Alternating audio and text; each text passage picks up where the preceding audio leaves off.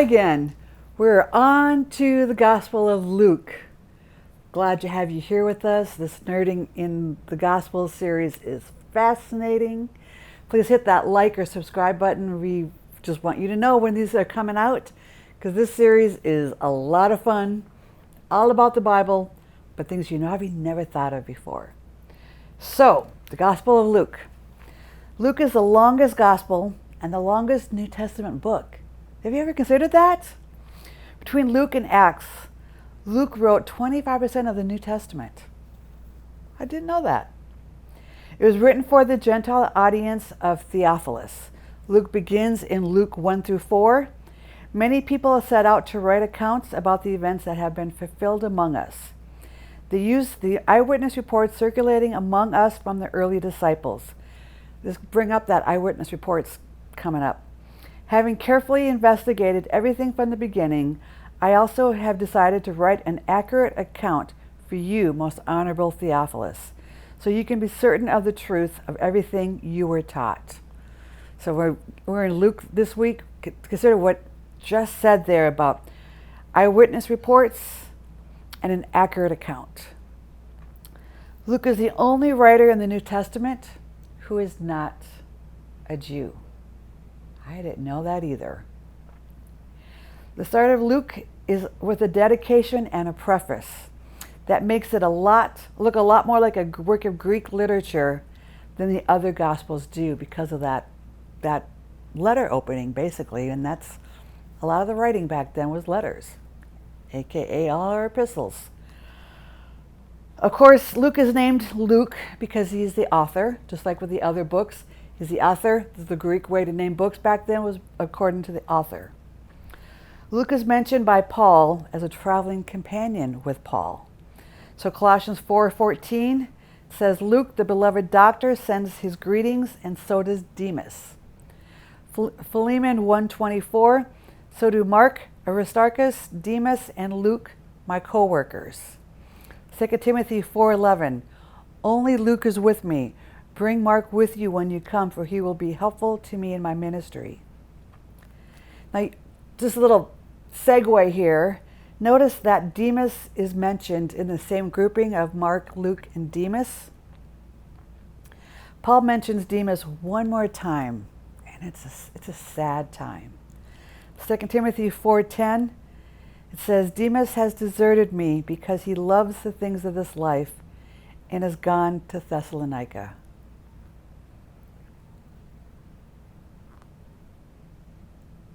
Have you lost friends who are Christians with you because they loved the things of this life, and you feel this loss that Paul wrote about here? Or has that been you when you got caught up in something that you loved more than Jesus and it caused a rift in friendships? This verse is so sad. It has bothered me for 40 years.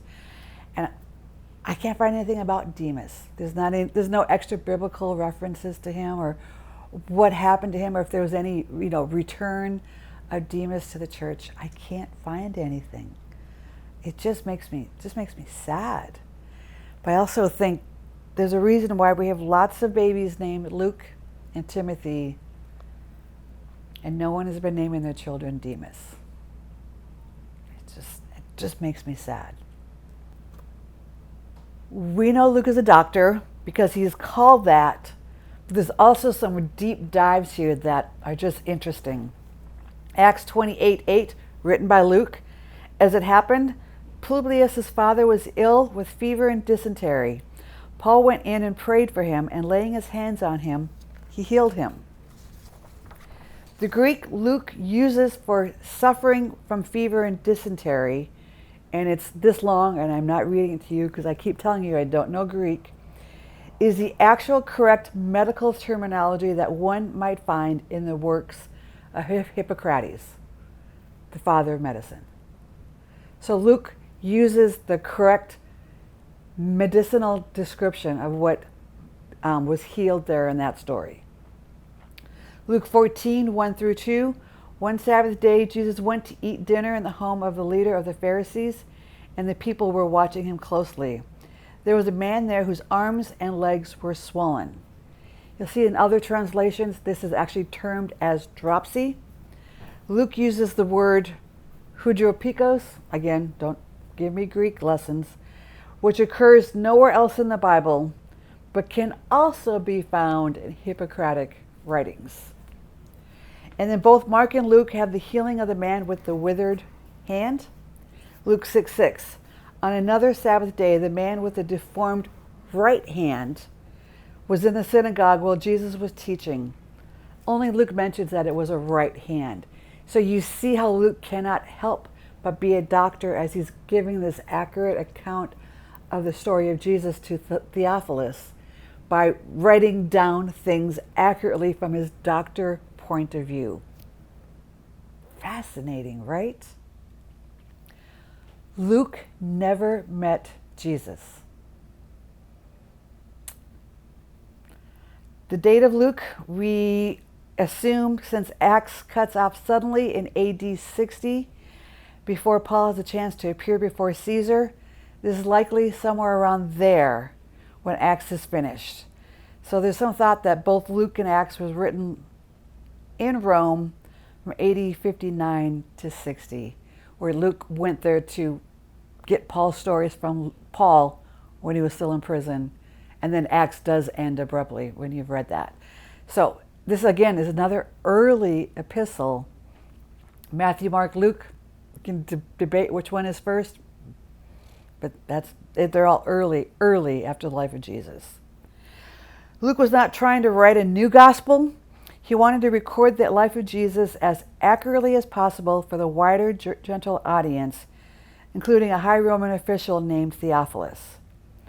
Addressing his writings to Theophilus indicates Luke's intention to provide an orderly and well-researched account of the life of Jesus in the early church for the benefit of his recipient, and then by extension the wider church community. It is reasonable to think that Luke would have interviewed the other gospel writers and investigated their writings, because he did interviews. We know Luke traveled with Mark, and since Mark also traveled with Paul. So it is logical to think that Mark and Luke knew each other, easy, and Mark and Matthew knew each other, so then Matthew and Luke probably also met. The three synoptic gospels, like that. 1/3 of Luke is also found in Mark, but Luke's gospel is a lot longer than Mark. He wrote a full journalistic report. When you read Luke, you're going to see it. It's what it is. Luke has been called the gospel of womanhood because he emphasizes the role of women, referring to them 43 to 45 times. This is amazing. Back in this time period, this is amazing. Luke's genealogy follows Mary, not the male Joseph. Interesting. Luke writes that women were monetarily supporting Christ's ministry. Interesting. Luke does not forget to mention that those women, he names them, who followed Jesus from the court to the cross to the grave. The women. And of course, we know that Jesus first appeared to women at his resurrection. Luke mentions this. Luke likes to give us pairs.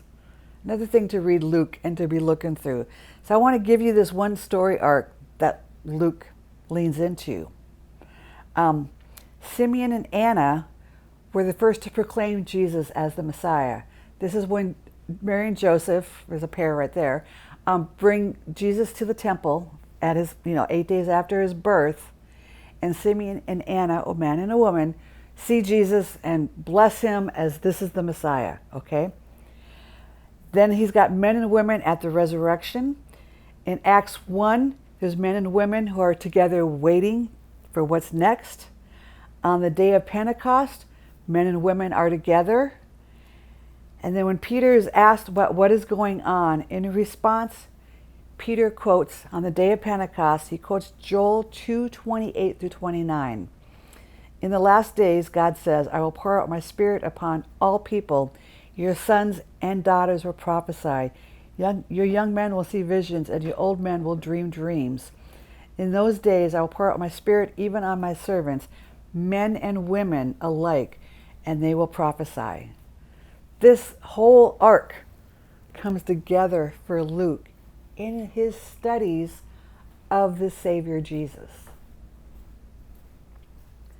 Luke's gospel is the most socially minded of the four gospels, with more recorded instances of Jesus' dealings with the poor, strangers, and so on. Luke has 18 parables that are not found in the other gospels, including the parable of the Good Samaritan, the great parable for our social justice causes right there. So that's Luke. Luke puts great emphasis on dates and details, connecting Jesus to events and people in actual history. Again, here's this doctor during journalism. And then Luke makes 19 references to food or meals. 13 of them are only found in Luke. Luke seems fixated on this part of who Jesus is, and I think maybe in the future we should do a whole series on food and Jesus, because we like food in this church. So let's just begin here. Going into the book of Luke, there are these throwaway verses in Luke 3, 1 through 2. It was now the 15th year of the reign of Tiberius, the Roman emperor. Pontius Pilate was governor over Judea. Herod Antipas was ruler over Galilee. His brother Philip was ruler over Iturea and Trachonitis. Lysanias was ruler over Abilene. Annas and Caiaphas were the high priest. At this time, a message from God came to John, son of Zechariah, who was living in the wilderness. Then John went from place to place on both sides of the Jordan River, preaching that people should be baptized to show that they had repented of their sins and turned to God to be forgiven. Notice how Luke goes into great detail. Again, we would just skip over these verses normally. He goes into great detail to place the ministry of John the Baptist in actual history. This intersection of all these leaders and rulers in all these locations is strong evidence of Luke's journalism in figuring out when John the Baptist began his ministry. Iturea, Trachonitis, and Abilene are not mentioned again in the Bible, but they are mentioned in extra biblical records verifying their existence and who was ruling at this time. But for a long time, scholars couldn't place Lysanias, one of those many names listed there. There was an earlier Lysanias who ruled Abilene, but was executed before Jesus was born. So we talked last week about how people are studying the Gospels to find the disharmony in them. So here it is. Aha! The Gospels are made up because Lysanias does not exist. There's not one there. And so they believe Luke just embellished and made up stories to make this sound to be true. But let's wait a little bit here and discover some more history and archaeology. There was discovered another Abilene located in Syria, and an inscription was found from Lysanias proclaiming property and praise of Tiberius Caesar. He did exist at the right time. Again, some throwaway verses with wow facts. These are things you had to be a local to know. You had to be digging and asking the questions and be the locals to know. All the Gospels show detailed knowledge of places and rulers of these places. Now think about this. If you're going to be writing a 1st century or a 2nd and 3rd century piece of work, how would you make up information this accurately? Or would you even bother? Would you stay in generalities and not this minutia, this detail? We're going to get to more minutia coming up. These pieces of accurate information are not just about famous people, but also about obscure rulers, geography, and specific locations in Jerusalem. And there was no Google then. There was even no maps you can look at to pick this stuff up.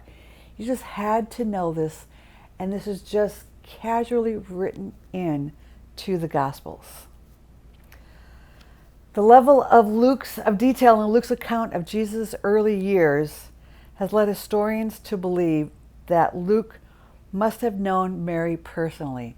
One of his interviews must have been with Mary, because he had a lot of first-hand events that could only come from Mary, including Luke 2 through 18. Luke 2 is where we get the Christmas story. All who heard the shepherd's story were astonished, but Mary kept all these things in her heart and thought about them often. Like, how would Luke have known that unless Mary had not told him? The Magnificat, that beautiful prayer Mary gave, that was done after the angel left Mary. So that was done with just Mary. How do we have that recorded? Yeah, Luke interviewed people, and Mary was one of them.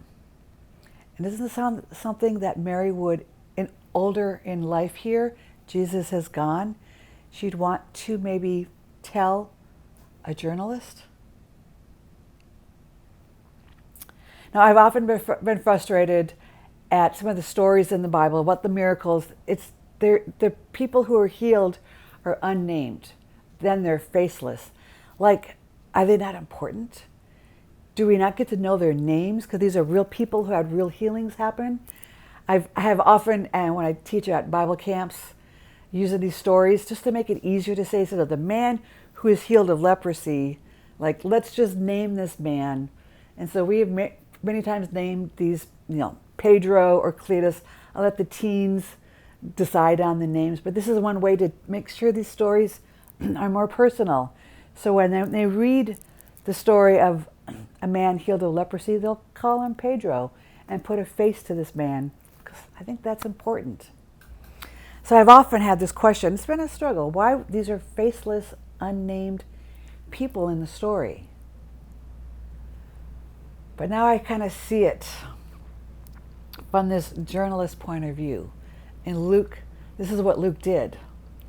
There are over 100 individuals who appear in Luke's gospel, not counting the indefinite groups of people like some Pharisees or the chief of priests or all the tax collectors, and not counting the 70 disciples of Jesus who appear as a group only in Luke. They are unnamed. But none of the other Gospels have as many characters as the Gospel of Luke. And one plausibility is, and he wrote this to Theophilus, that he actually spent time to interview who he could. And those he was not able to interview, he did not name. But those he did, he named. Thus, we have the story of Zacchaeus, because Luke interviewed him. Luke is the only one that records the meeting of Jesus with Herod of Antipas. Did Luke interview Herod? Or did he interview someone in Herod's palace? And there's more about that in the next couple of weeks here. We're going to talk about who was in Herod's palace to give us all this information. In the story on the road to Emmaus, only one of the two men are named. Notice this. Luke 24:17-18. He asked them, "What are you discussing so intently as you walk along?" They stopped short, sadness written across their faces. Then one of them, Clopas, replied, "You must be the only person in Jerusalem who hasn't heard about all the things that have happened there those last few days." There's two men. Was Clopas the only one interviewed? Did Clopas forget the name of the other man? I don't know. But one was named, one was not. I'm going to guess Clopas was interviewed. I don't know. When Luke tells the story of Jesus' birth, those first 12 years, Simeon and Anna would have long been dead. They're already old in that part of the story. So, of course, he got that firsthand from Mary so that they could be named in the story. Luke names lots of women. Again, fascinating fact, he interviewed these women. Amazing. If Luke was as well-traveled as he was with Paul, which seems to be true, isn't it likely that he had a lot of opportunity to meet with the other disciples and the people he has named, especially as they spread out, as the church grew? He got to meet all kinds of people and interview and get these stories for Theophilus, for the Greek church, and for us. The ones that are left unnamed, he wasn't able to interview. Read the Gospel of Luke with that perspective. The healing of the blind man Bartimaeus, just another tweak here, is interesting. It's recorded in Luke 18:35 through 43. It's also recorded in Matthew 9:27 through 30. But Matthew names two unnamed men. He doesn't name Bartimaeus, but he says there are two men that are healed. And then Mark also names Bartimaeus at Mark 10:46 through 52. So perhaps Mark also interviewed Bartimaeus. Then it says, then they reached Jericho, and as Jesus and his disciples left town, a large crowd followed him. A blind beggar named Bartimaeus was sitting beside the road. When Bartimaeus heard that Jesus of Nazareth was nearby, he began to shout, "Jesus, son of David, have mercy on me." I mention this because there's an extra biblical record of one of the first churches in Jerusalem of a man named Bartimaeus in that church. Now, Bartimaeus could be as common of a name as John or Mary. But what if that actual Bartimaeus was in one of these first churches? Can you imagine having an older member in your church tell the story again and again and again of how he was blind, but now he can see?